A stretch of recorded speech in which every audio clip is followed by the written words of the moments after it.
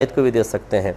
دیکھیں پورا ایک جو صدقہ فطر ہے وہ کم از کم ایک کو دینا چاہیے، باقی اگر گھر میں آپ کے 8-10 صدقہ فطر بنتے ہیں اور آپ مختلف لوگوں کو دینا چاہیں تو کوئی حرج نہیں ہے، کسی ایک کو دینا لازم نہیں ہے۔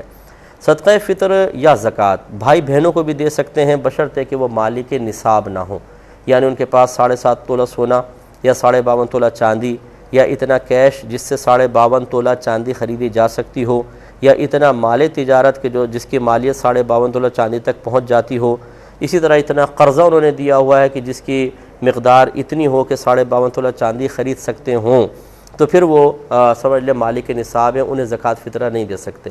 یا یہ تمام چیزیں اس نصاب تک نہیں ہیں لیکن تھوڑی تھوڑی ہیں اور ان سب کو ملائیں تو کم از کم 52.5 تولہ چاندی کے برابر رقم بن جاتی ہے، تب بھی وہ مالک نصاب ہیں۔